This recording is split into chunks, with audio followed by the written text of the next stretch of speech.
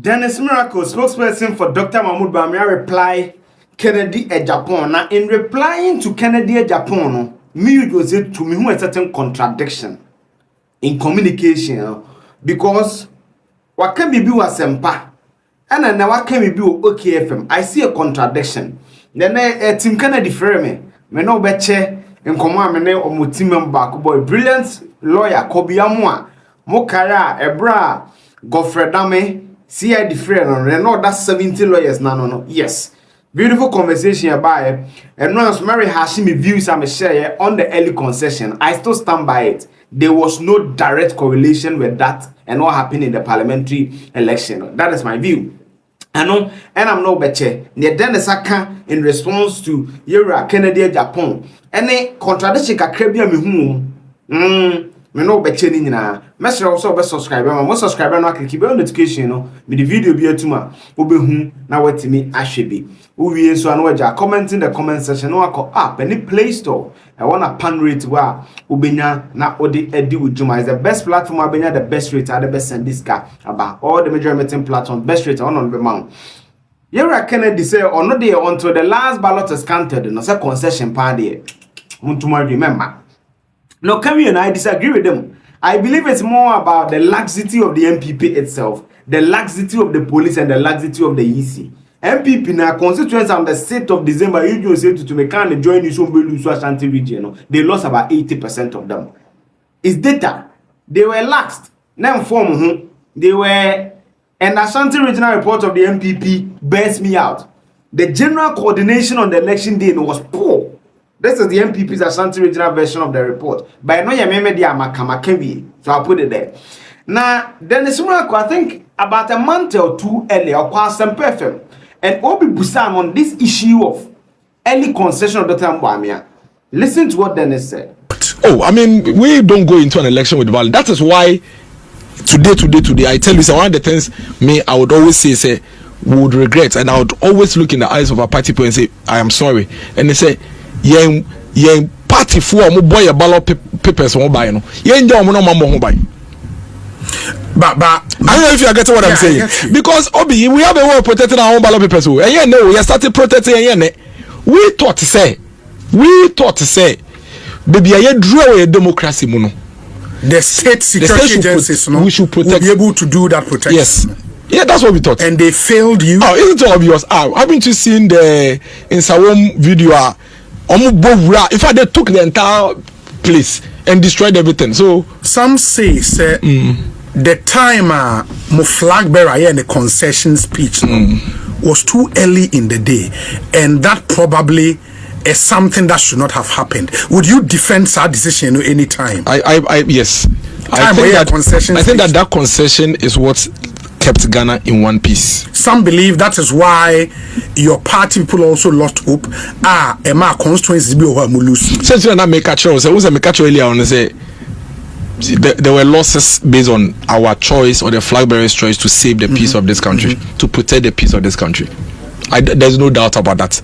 We share senior na NDC for be a Gina electoral commission for so a casual that I declare now Omo Kana electoral commission for aye we share senior Ablekuma North their course Tema Central their course my senior brother Patrick Buama constituency Okakwe Central their course we share in Sawum their course we share Techiman South their course in fact we can come close to about 100 constituencies Edu baby no doubt about that, especially when it comes to the parliamentary Edu baby because even the security service officers who say Yabe concede see with the elections they were even afraid to protect the state. Yes, it would say Denisa. He was saying that also demoralized the MPP in Kofowo grounds on the two. And my police when say advances that you be decent for growth mean kokan a transfer. Two issues. Okay.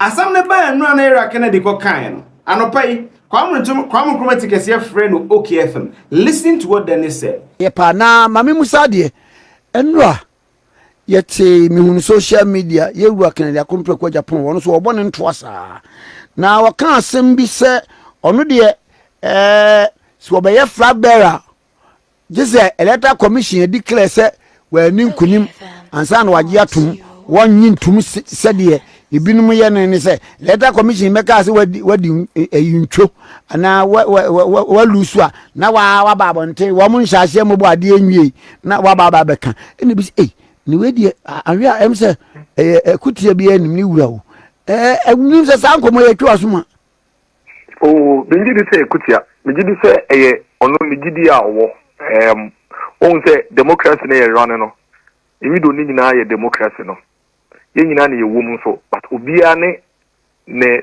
level of democratic tenet and I say principles ni ideals a owo gidi wom nti megidi sɛ yɛwura ne gidi owo ne principles owo no and all that about and I think say it's fair I see to me mo bia kwan no bia kan ne gidi because no so na be ma say party for ne Ghana for to about take decision a ebe mo me hu sunsun ne ye ni yi so I just ebi enu boni wo ebi enu we boni na mom ebi wo me hia se party for to abama wa omutumi hu ne ma wo gidi wo mu nyina prekope na ye se bia ya to abama we wiye no na fe de obenya tumi ya na wo ye ne ma bia na ye ni nda so se obeye nti menyi ni se eye ekutia ono ni gidi ne se ye to abewie ne ye kenkan wie na obi enya ne pink sheet because we see about one on election day Ghana no about 4 million ne yeto se but so nim sa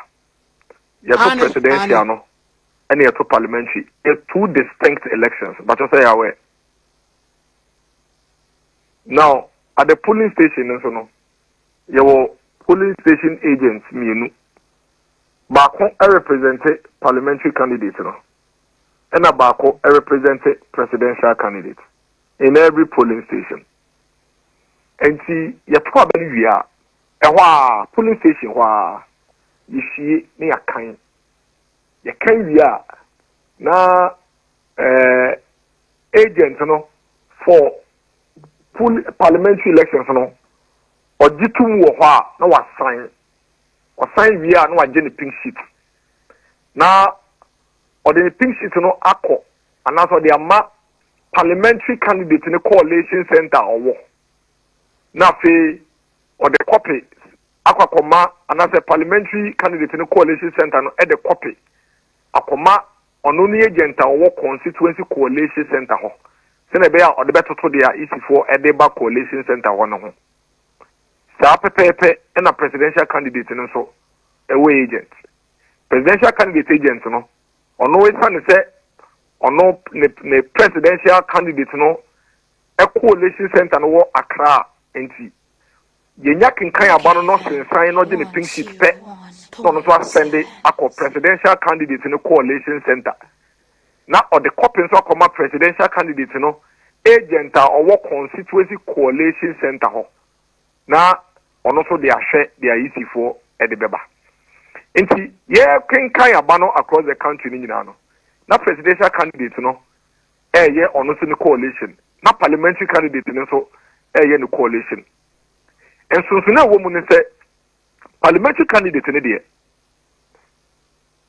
constituency coalition center ho na electoral commission ebe kinkan na ba ni nyina bom na okan bom wie ne we wini a wo de form copy amano a results nyina wo so na electoral commission na manensa so ewo ho a na waboni din se Kwame Nkrumah tikefie na constituency we wini a ye declare no MP elect eti ho a constituency one na electoral commission ebe declare no eno no mankan eno no enye gentlemen and be declaration no ye declaration no constituency wa eno different from president dey na electoral commission at the constituency coalition center okekebobu via na ono so the copy of the forms that was sign out results no was no or the copy ama presidential candidate no coalition center agent no constituency ho now was send a copy so electoral commission regional coalition office center ho sa copy no na party no presidential candidate no so benya copy e wo the coalition center enti ye di nyina na presidential candidate no or collating the results the same way electoral commission nso collating the results no. Now say udu baby our collating results na when we say we lose and we win ewie no niema mienu dia we win no no aye no coalition we win no normally e be announcement say Miami coalition ewie and Miami coalition be 95% na numbers na about so far no be gidi say me winning elections no enti ye be chain electoral commission.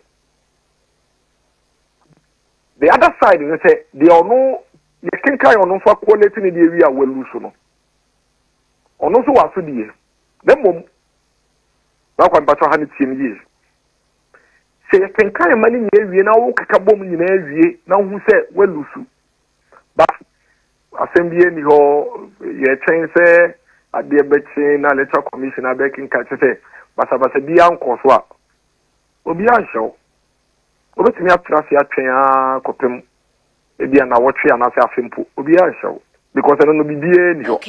For example, when you say Yura or Mampeni John Mahama, Bepemune or one concede defeat in 2012 elections. Ebepemune. But I say Ebepemune. Bepemune. Wow. 2016 crowns one yet. So I can say. But Obia Nkasa, I say me anyhow because at the time, you know, but I say be anyhow or how be anyhow. It is a one concede pona se bibia ensi assembly ni ho. Ne mom se ya kenka e mana wie na wa hu se we lusu we wie no. A we ni tia se we lusu abana wie no. Na se wote hwa obete ne se ye se Storman NDC ni MPC for the CNI. Obete ya ne se ye se Damongo NDC ni MPC for the CNI. Obete ya ne se ye se wo ko e fe ne se etiwa omu de CNI yetu omu de CNI nyina ne se NDC for free se omu awi ni aba no nti omu ye de omu beye MPP for so omu free so omu awi ni nti omu ye de omu beye ye school adan ye se ye fe ne se ye bubu nkonya ye tini amem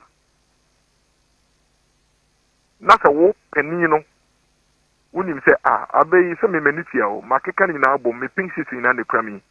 I said pink sheet no ensesa so pink sheet na no fit police station wo no ensesa sentokwa obibia ho antokwa no be wo coalition center ho coalition na ntokwa be wo ho but pink sheet re dey ensesa. What it means is that so long as a wuka pink sheet no sasem bia free ho at any level ba we between the pink sheet re dey ho dance here it is a wuka pink sheet na so we need to say pink sheet ya mekuya ni ma dia makabo mu nyina yi men to me and him now would news awunya messages awunya nyina ne se o manfo NDC4 ene o manfo kontokwa o manfo so pray because o madwemu no o prayer obetuma wi ni ba wo nya bibia kai se constituency etiwa constituency no eye ne constituency figures nkwa na ohu ba wo de wehu Ghana ha nyina constituency results nyina nti wonim se ntokwa no mo kono so mo kra mo di o results re be ka wo kra ensesa bibia because we dey bibia aden and as we penia we can say in the face of all this chaos any confusion any conflict any violence no chinchinachi media minka he this electoral commission after 3 days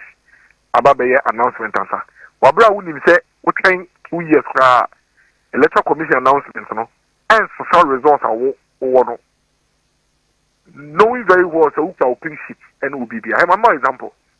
When we said the night of the elections, around I think 12 or 1 a.m.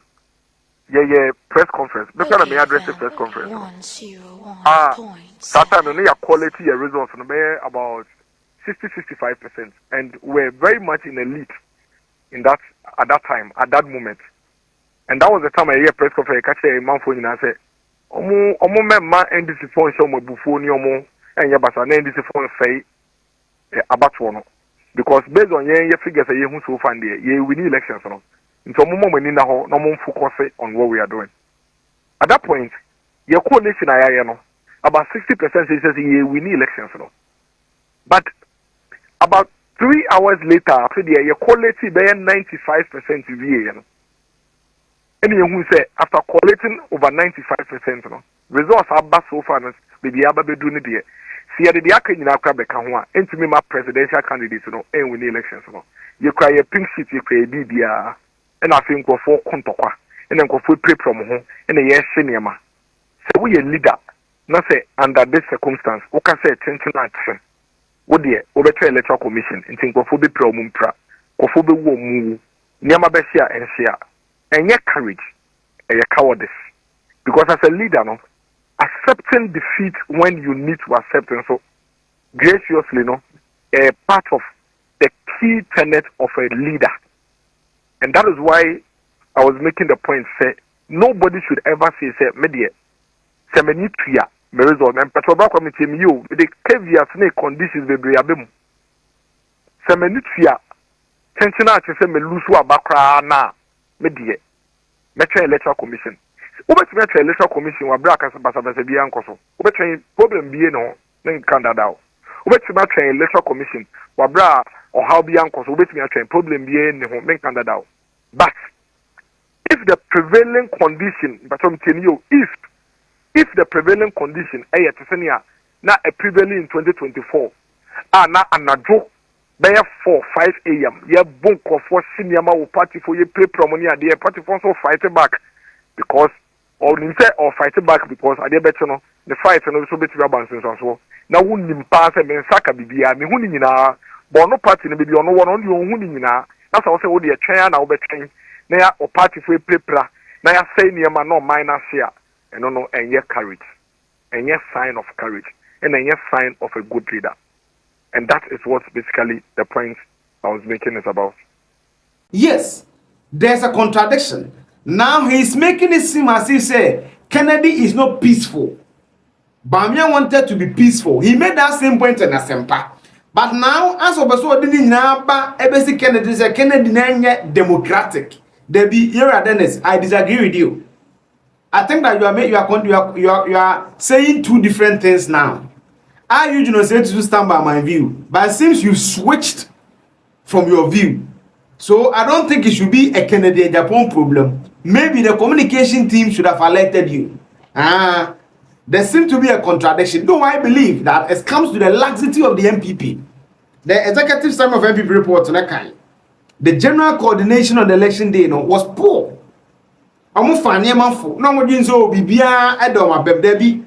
The constituencies I may highlight here, it was data. It wasn't magic. So, how closely the competitions were in the constituencies, not to cover whether concession or not.